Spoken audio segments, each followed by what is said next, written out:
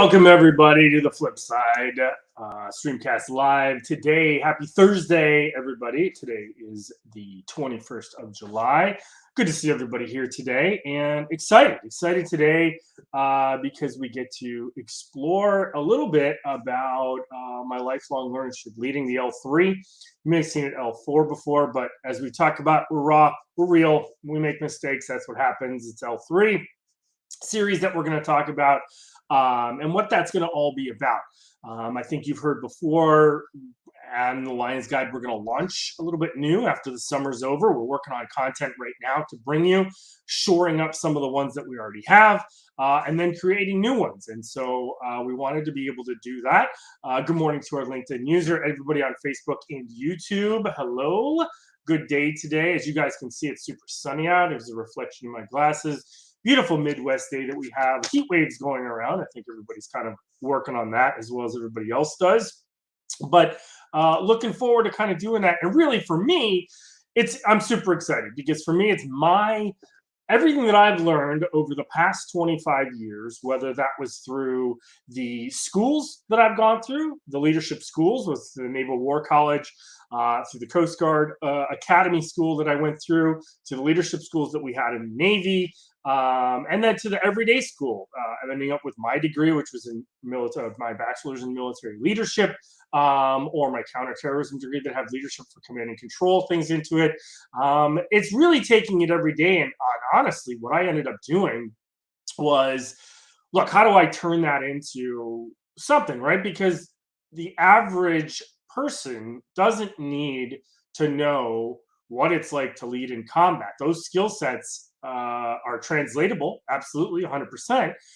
But it's a great story. That's about all it is, right? It's a story, and listen, I still have to translate that to everyday life, right? I have to do it as a father.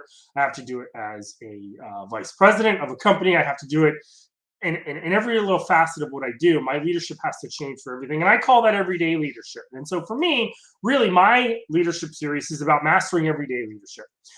Because that's what it is, right? It's the real, raw, everyday, what happens. And I think what's great about it, whether you are a father, whether you are a small business owner or business owner, you are executive level leader on someplace else, it's the everyday leadership that really is what you have to hone, right? Because you may not go to, Cornell or the leadership schools across the country that you can pay an exorbitant amount of money for it. And I've done that too, right? I've been to the McChrystal Academy, and I've been to the Chief of Staff training that was there from General McChrystal. I learned a ton. But the truth of the matter is that it's everyday things. And there's one quote. So if I could turn my camera on, I would show everybody. I have these little quotes underneath my computer that I tape up. And along with my red stapler, yes, absolutely an Office Space reference. I put a few quotes around here, and they're ones that I read all the time because I think they're the most important. And everyday leadership to me is what it's in and out, right? It's being a dad and trying to get a hold of your 6-year-old while also doing things for your 15-year-old.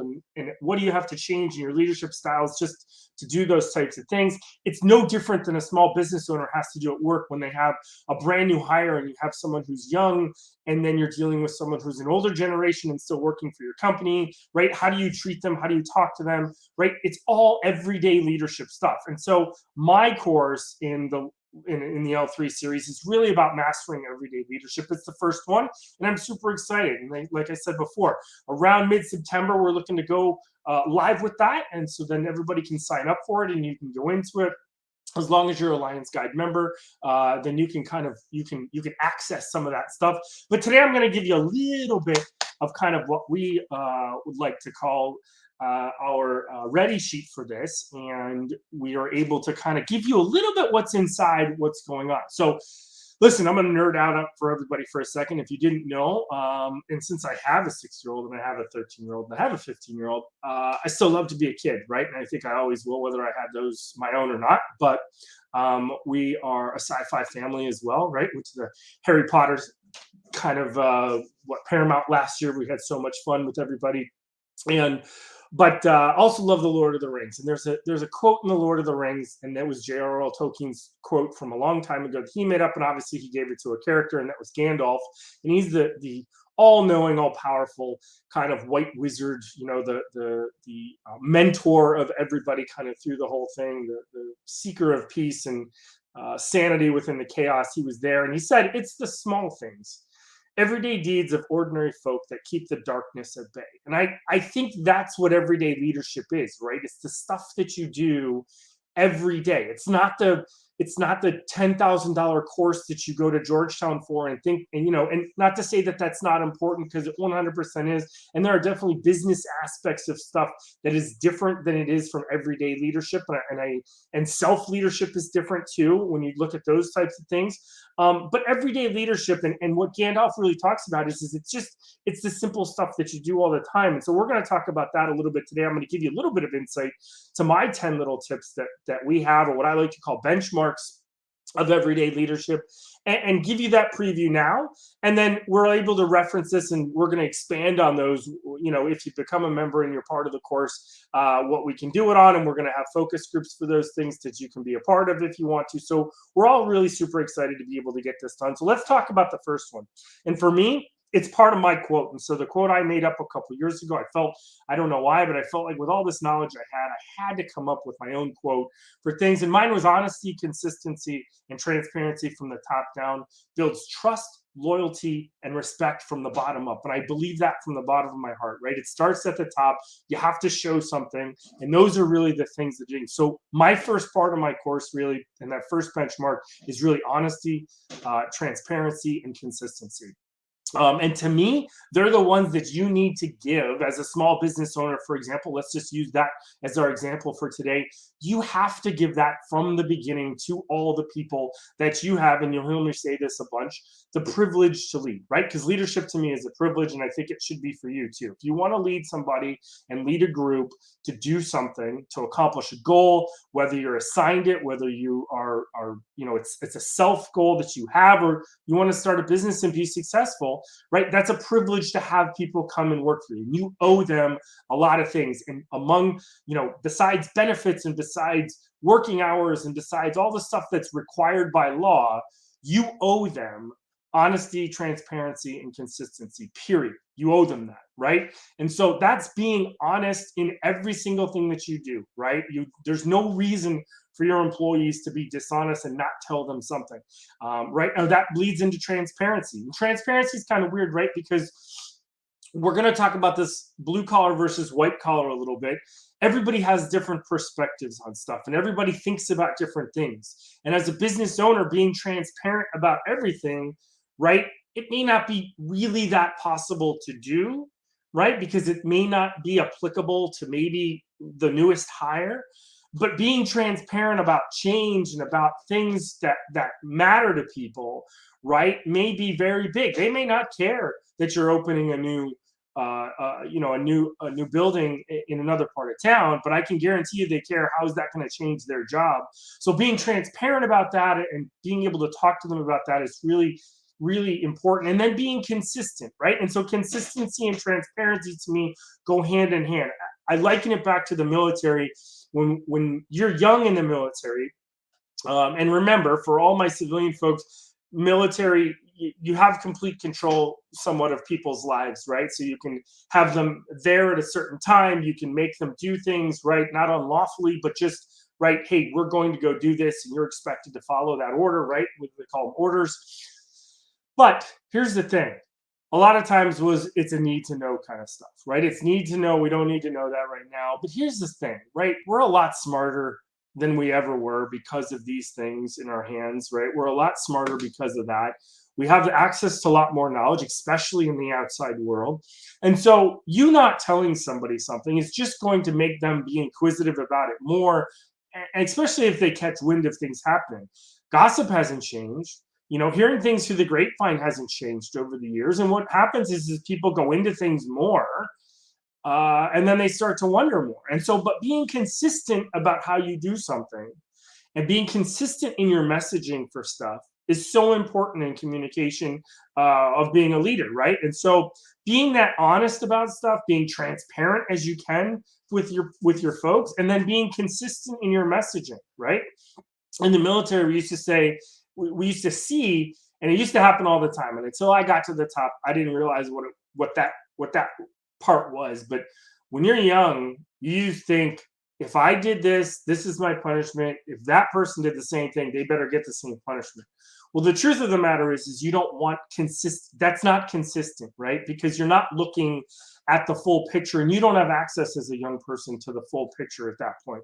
And so it's better that you're not consistent in that approach, but you better be transparent about why you're doing something. And so I think, to me, honesty, consistency, and transparency is the number one thing that you owe your people, period, from the start. Just being that way and being genuine, being authentic, that's the number one thing. And that's the number one part of my, that's the number one thing that we're going to learn as the first benchmark are those traits. And so, and that leads into trust, loyalty, and respect. And that's number two, right? So it's trust, loyalty, and respect. That's the second benchmark. And these virtues really are what you're trying to earn from your team, right? And from the people that you have, again, the privilege to lead, right? And so when you are going about and you're being honest, transparent, and consistent about stuff, your messaging, your communication, are you going to make mistakes? Absolutely. Own up to them, right? Extreme ownership tells us about that kind of stuff.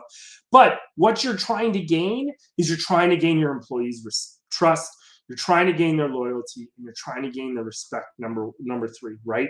And so these virtues are the ones, right, that we're going to talk about, that saying, hey, look, it's not just given, right? People don't just give those things for free, and they never have, right? And sometimes people are, it's easy to say, people going, hey, I trust you until I don't trust you, right? One of those types of stuff. And that's fine, but it's really easy to lose it, right? I mean, you think about how much you can do years of earning people's trust and being and having their loyalty and being having their respect and being respected in your whatever, and one thing can take that away, right?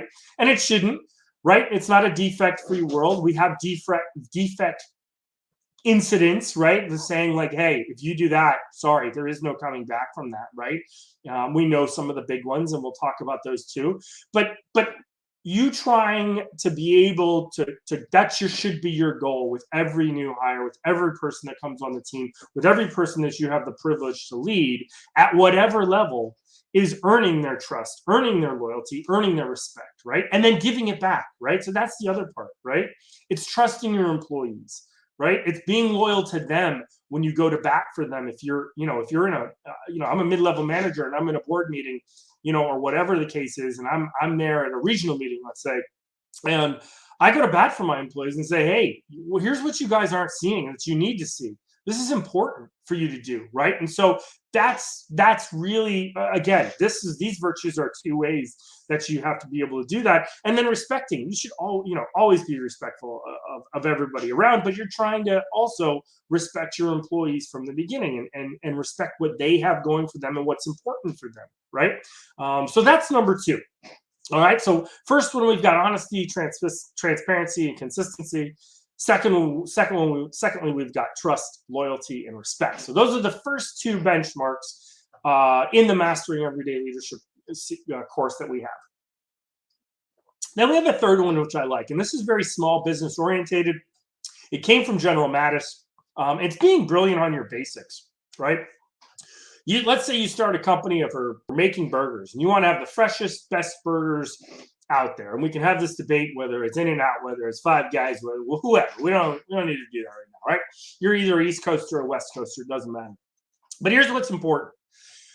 A lot of people lose their focus. Well, man, if we make a good burger, we can make a good chicken sandwich. If we make a good chicken sandwich, we can make a good blah, blah, blah. But that's not why you came in. You came in to make the best, freshest burger on the market, period. Now, all of a sudden, you've got all these extra stuff. And I'm all about expansion. I'm all about growth. I'm all about doing better, doing things and reaching different markets, 100%. But if you remember, and James Tyler really helped me focus in on this, sometimes businesses just need to stay good at doing that in a business, right? And so being brilliant on your basics, because here's what happens. If you start focusing on the cheeseburger and the chicken sandwich and the Cobb salad and everything else, and you take your eyes off the burger, what you become is you become this jack of all trades, and you don't become really good at doing one thing.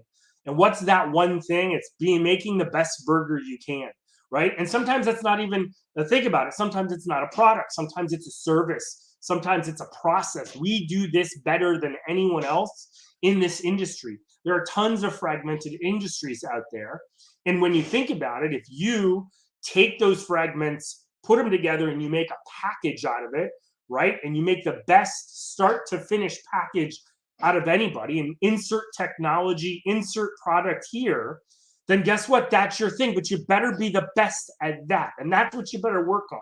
That's what at the beginning of every meeting, at the end of every meeting, that's what you better talk about, is that's what we're good at, and have your guys, your team, focused on that. Okay, so being brilliant on your basics is something that you have to repeatedly go back to and remind yourself, it's the why are we here? We're here to make the best burger possible.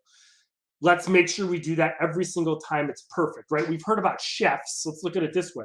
You heard about a chef, if it's not perfect, throw it away. Burnt is one of my favorite movies of all time, and Bradley Cooper, and he's a chef, hit on hard times, drug addict, redeems himself, comes back. If it's not perfect, you send it back, type of thing. It better be on that burger, right? You better be on that burger. That's number one, because you're brilliant on the basics of that burger. Everything else, right? You strive to be the best at, but that burger better be something that makes people come back. And that's focusing and being brilliant on your basic. And so that's something that's very important, because you lose. And again, from the top down, the lower you go in leadership, the more that basic thing needs to be the same. And you can apply it to every single person if you think about it, right? You heard about Bill Belichick when we did Man in the Arena. Everybody just needs to do their job, period. That's all they have to do. Do your job, right? Be brilliant on your basic of being a running back, being a receiver, being whatever, right? For Tom Brady, it was being a quarterback, which is a ton of stuff to do. But he was trying to be brilliant on his part, and the other stuff, right, falls into place, right? And so I think that's so important to look at. So number 3 for me in the Mastering Everyday Leadership is really being brilliant on your basic and making that part of your focus. And that leads to number 4, and that's to kiss it, right? And so we've heard the saying before, being, you kiss something, keep it simple. And we always have said stupid in the past. And here's what I'm going to tell you. I'm not a big fan of stupid for a couple of reasons. One being, very simply, look, we're not stupid in today's day and age. We talked about this, right? We talked about how you can instantly find out information and you're called out, and they'll lose all your credibility if you just start making stuff up in the air, right? That's not where you want to be with your leadership skills. So I'm all about keeping things simple. And a good friend of mine, Jordan, brought up the point, listen, sometimes you can't simplify everything. And that's absolutely true. There are some things, whether it's people working really hard on something, whether it's that, look, I can't dumb this down because I work to, it doesn't require that. You require more education to get to this point. I can't put it down any further. But here's the thing. There's a lot of stuff you can. Give people clear, concise. We talked about, right, clarity all the time at Lions Guide.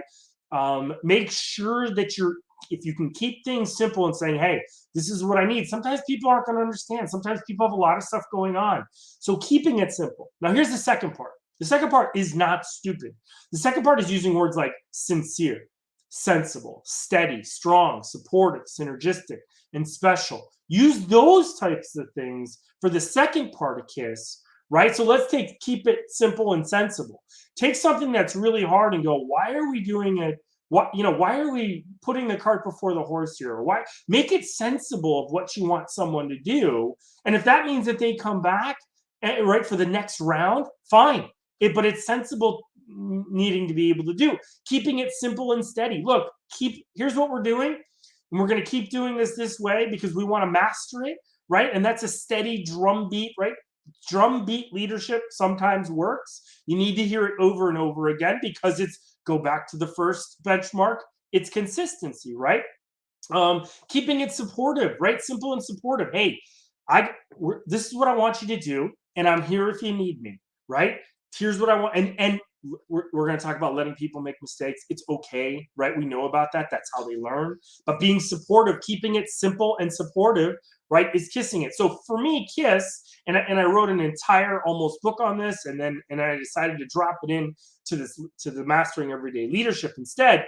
But keeping it simple and supportive, right, or keeping it simple and steady, keeping it simple and synergistic, right, whatever your S is, and you can figure whatever that is, making sure that you're not focusing on keeping it simple and stupid, right? Because we're not stupid, right? We told all of our kids when we were younger, we don't even say that word in our house, right? We try not to. And so again, I just think people are too smart nowadays at whatever level that they are, that you owe them more than putting simple in a stupid term. You owe them something more than just that. You can keep it simple.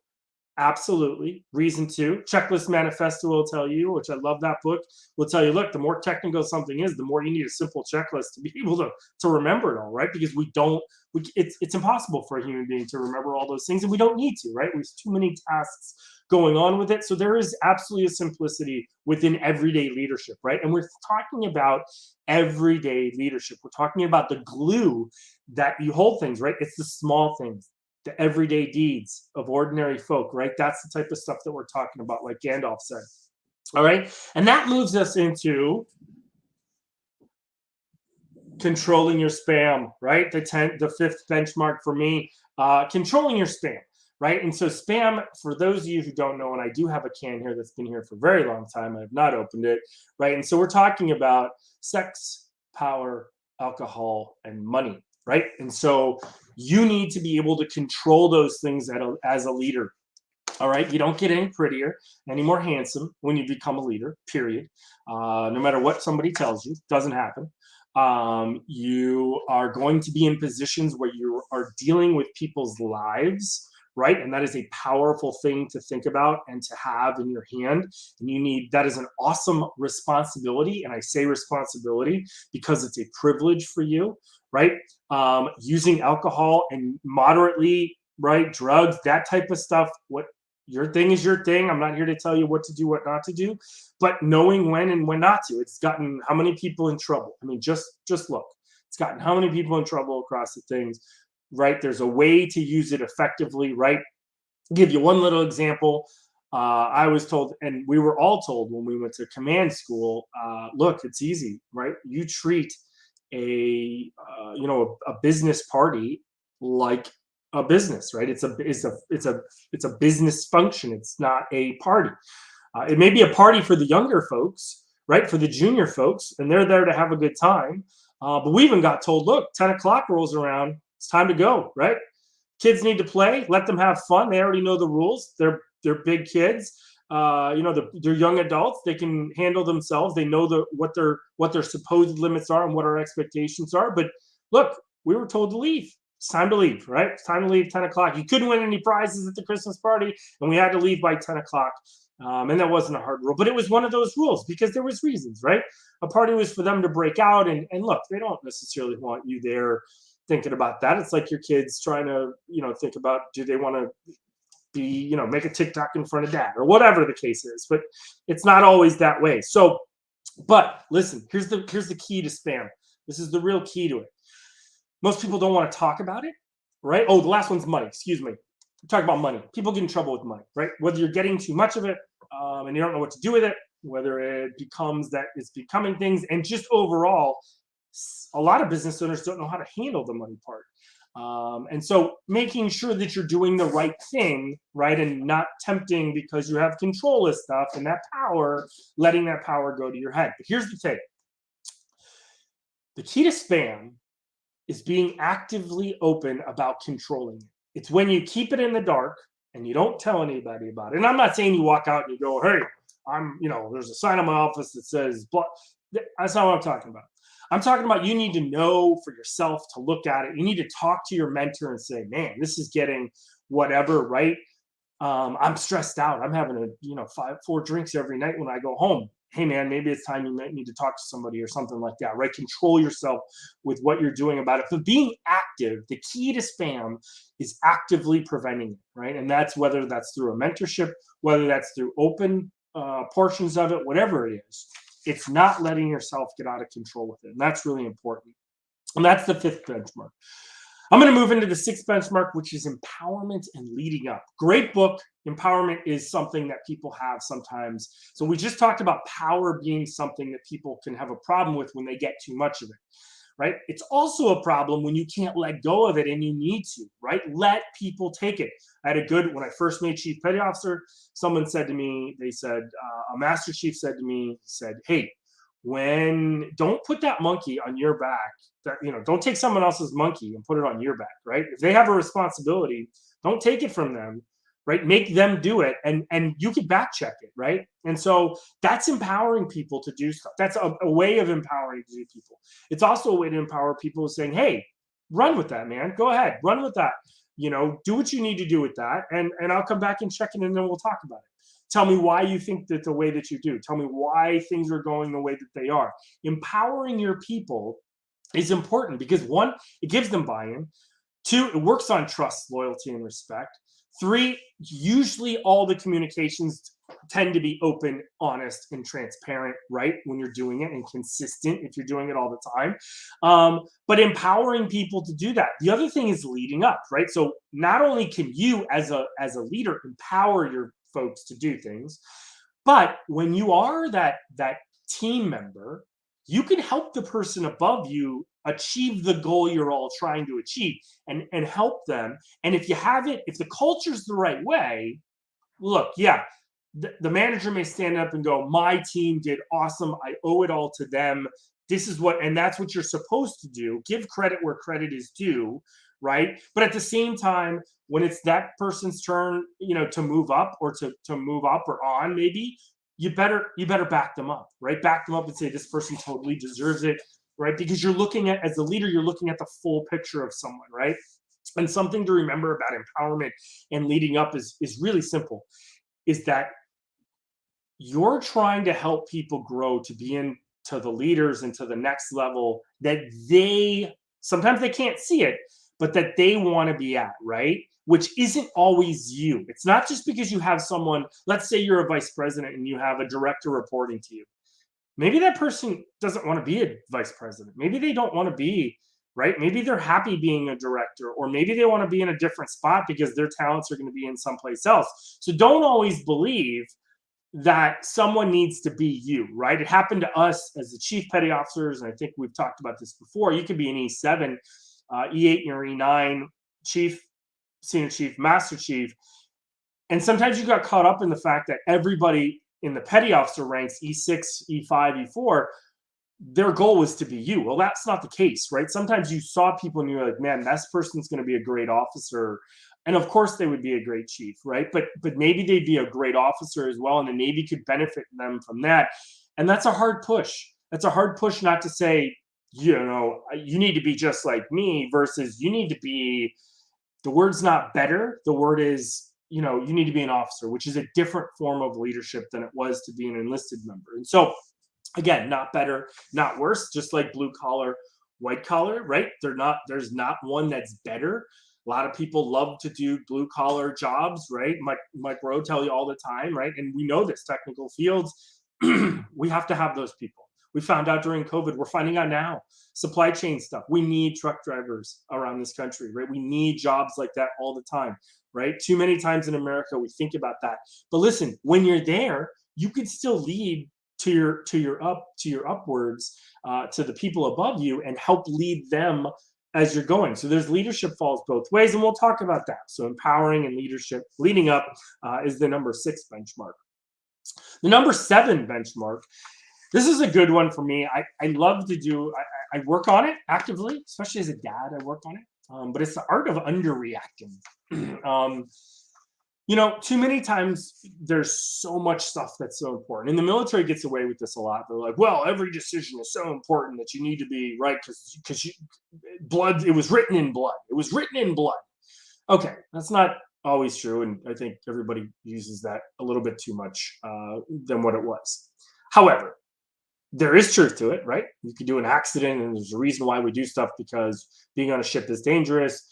Being in special warfare is dangerous. Being in aviation is dangerous. So there is some, it's written in blood. However, most things that you're doing are probably not as right. If you're doing them the right way, the danger, you're mitigating risk, you're mitigating danger from that.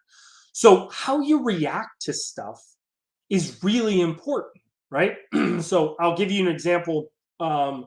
I was in the first day of rescue swimmer school. I was being an instructor. I took over for one of my mentors, a guy named Dave.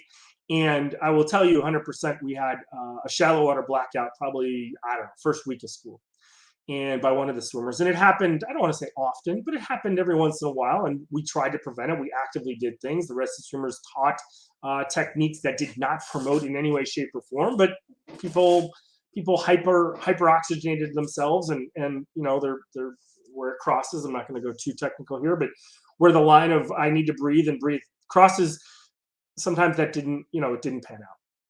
Well, it happened. They called an emergency on the deck, and I'm like running, cardinal rule. I tell my 6-year-old son, don't run on the pool deck. I'm like running over there, and Dave grabs me and he's like, hey, hold on. And I'm like, dude, there's an emergency. And he's like, rescue swimmers have the first stuff. Let them work it. Walk over. And so I was like, oh, okay, right. I trusted Dave implicitly. And when we got there, the kid was pretty much revived from it. It wasn't too bad to get. And we just did a little bit of work to make sure, put him on oxygen, called the ambulance, that type of thing, and then monitored. And I went back to the office, and Dave was like, hey man, it's real simple. If you're reacting like that, they're all going to flip out because you're the expert, right? So a leader, and I use this every day, if a leader flips out, then guess what? Then everybody underneath them is going to think, oh my God, if that person is overreacting or reacting even the way that they like, then we have to be that way. And it puts everybody on edge. So there's an art form to underreacting to stuff. Because when you need to react and you need to overreact to something or react in a big way, then guess what? Then it's way more impactful. And I learned that. And so you will too. I think the art of underreaction, I think, is really important. And I think here's the key. Let's take this in a business perspective. We've had a ton of stuff happen to us since 2020 as a culture, as a society, as a business culture, business world, small entrepreneur world, small business world. How you reacted to that is important. How your customers saw you react to it, how your employees saw you react to it is absolutely imperative to whether you succeeded and you're still, whether you grew, whether you pivoted, whether you did whatever. It was super important to be able to do that. And so reacting to things is super important. And we'll go into the art that you're going to find about underreaction to it all. Okay. And that's the 7th benchmark. Working on the 8th benchmark. Listen, Laura and I talked about it. I thought it was so impactful that I wanted to bring it into my Mastering Everyday Leadership course. And that was really being generational, right? And to me, 5 generations in the workforce. We have hybrid work environments. We have telework environments. We have brick and mortar, let's go back into the office environments, and we're dealing with all of them, right? And how do you do that with age groups and different scenarios and importances, right? Because different people are in different places in their lives, and there's so much more. You have the generations alone are very different in how they've done from the start of technology to now, right? I had the start of technology of the cell phone being there when I was around to now, they don't know anything except the internet, right? The internet was not a thing when I was young. We didn't have it in school. And so being able to have that is super important, and what that has become and how generations act, and putting that into your everyday leadership and saying, hey, I've got a 55-year-old employee and I've got a 15-year-old employee, which could absolutely happen. How do they coexist together, right? How do they talk to one another, right? I just saw a brand new show, I think it's on NBC or something, where it was like the grandmas and the kids are together and they're both answering questions, and one's answering about questions in the 50s and the kid's answering about questions in the 50s, and grandma's talking about or trying to answer questions about TikTok, right? that's a great metaphor for being generational, right? And leading through generations and how you have to adapt, and communication. There's a big one between. How do you filter everything through, right? And that leads to the ninth benchmark, which is being relatable, right? How do you relate things? So take it in the sense of generations of how do you say it to a 55-year-old and relate something to a 15-year-old and make it still be important and meet your mission, all right, and get everybody's buy-in on all those levels. That's relating things, right? But here's what's more important. We talked before about the blue collar, white collar world. There are white collar, and I say from a leader, you could, and by the way, you could be a blue collar leader as much as you can. Let's say you're a small business owner, right? You're dealing with taxes, you're dealing with the lawyer, you're dealing with benefits and the HR group, right? Your people just want they just want the end result. Like, let me go sign up for healthcare, let me go sign up for dental, let me go sign up for a hearing, right? Excuse me, where's my 401k? But you're dealing on the other end, right? So, and let's say it's taking long to get something, and you have to be able to relate to them. Listen, I'm doing it because you don't have this yet, because, and relating goes back to, again, and they all fit together, oddly enough, ironically enough, right? But it goes back to you're being consistent and transparent about what's going on, about why something's taking longer than another, right? So being relatable of why it's important is absolutely can. So I'll give a absolute senior enlisted people in the military. They hear behind closed doors what's important to the commanding officer, to the C-suite, to the executive officer, to the whatever it was, and you're able to take that now and relate that to, hey, this is what they care about, this is why they care about it, right? And I give those to my chiefs, I gave that to my mid-level managers of what they were, and then they were able to take that and relate it down a little bit more and say, this is why this is important, this is what we're doing. And so that relatable, being relatable on every level and why it's important to do. You want to talk about glue, you want to talk about everyday deeds of ordinary folk, right? Go referencing Gandalf again. That's the glue, being relatable and why things are important in the end. We're doing this because, right? It's important to get this because I want you to be more successful. I want to be able to get to our, let's say it's our end salaries that we want to hire to, right? Or we want to get people raises, we want to get people bonuses. There's a relationship between what that means up top to what that means down below, right? And so you need to be able to be relatable with that, and that's my ninth benchmark is being relatable with that. And the last one, I've been through a couple of them. I was going through, should it be, finding your true north and staying true to who you are, and listen, you should do that anyways. I think there's some other within Lions Guide. There's some other avenues and better courses to be able to take that on. My last one was change management. And, Laura got me hooked on this one, and I think it's important. Listen, I was at a publicly traded company when I got out. I retired in 2019. I was at 3 small businesses, currently still at a small business, but in between there I had two very large corporations. In fact, one was openly traded on the stock market. And here's what I realized. I realized that pivot and change used to be something that, especially when you have shareholders, they don't like it. It better have a great plan behind it. It better have all kinds, right? We were still a small publicly traded company that I was consulting for. And so why change management and why change? Well, Laura and I talked about change fatigue, is that how does it affect your employees and the team, right? That's the important thing that I'm going to focus on in mastering your everyday leadership, is that you may see the entire path, but what does the second manager shift level see? What do they see in it? Because it may not be the same. You may see a path that's going to get you to someplace and help them get to where they want to be, but they don't see that, right? They don't see that change of knowing, of saying, hey, we're going to do this, now we're going to change to this, now we're going to change. That's retraining. That's coming in and feeling, hey, I'm really good at this, or I went to school for this, and now all of a sudden we're changing this and things are being more right. I mean, that's difficult for people sometimes, because here's the key in change management. It's purpose. It's never forgetting that your employees and your team have purpose in their jobs, in what you're doing, and you need to maintain through all that change their purpose, right? And so that is super important for those things, is purposing, is finding and making sure that throughout, people will accept change all the time if you can make sure that their purpose for being there is being fulfilled.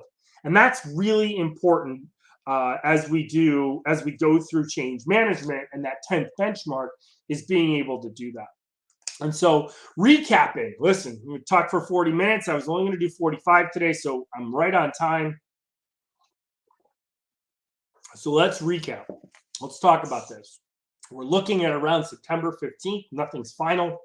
Looking around mid-September to come out with my first part of my lifelong learningship L3 series, which is Mastering Everyday Leadership. And again, it's built around the fact that it's the everyday things that really matter, right? That Gandalf saying, and it's the small things, everyday deeds of ordinary folks that keep the darkness at bay, right? He did it so well with his wizard staff in hand. But it's the same thing, right? This isn't about going to take a $10,000 course and learning about leadership, right? Because what's the applicable? This whole Mastering Everyday Leadership is about being relatable to you as a small business owner and being able to put things into play now without having, to manage all kinds of like extra, I got to manage this Excel program to make sure that I'm counting my hours to get. I don't want you to do that. I want you to take these 10 benchmarks that I've learned about, simplified for you, and saying, this is what I need to do. And if you do these, listen, if you work on nothing else but these 10, when you master these 10, everybody's different. But I think I'm a very ordinary, kind of normal, down-to-earth person, right? I get caught on sales. I hit the Amazon, whatever days I do Black Friday. Like, I'm an ordinary person. I really am. I'm like everybody else, I feel like, right? And so I just think these are very simple things that you can do. And so the first benchmark is being honest, consistent, and transparent at all times, right? You owe that to the people that you have the privilege to lead. The second benchmark, you need to focus on gaining people's trust, loyalty, and respect. That has to be part of your goal every single day when you wake up. How do I earn more of that from my people every single day, right? That I have to lead. Number 3, don't forget to eat your hamburger, right? Don't forget to be brilliant on your basics. Don't let all the extra flowery stuff get caught up in saying, we are the best at, boom, let's keep doing, boom, this. Once we're mastered it, we need to make sure that we master the process of it and go forward with it, but it's being brilliant on your basic, right? Number 3, learn to kiss it, right? So keeping it simple, not stupid, but using words like sincere and sensible and steady and strong and whatever you want to put in there for your S, but keeping it that way, okay? So kissing, learning to kiss. Number 5 is controlling your spam, actively controlling as a leader and making sure that anything in the sex, power, alcohol, and money realm don't overcome you. You don't succumb to that kind of thing, right? Talk about gambling is on a heater and they keep going and then they lose it all. You don't want to do that because it can get that way, right? Definitely. Then it's about empowering your people and leading up as the 6th benchmark, right?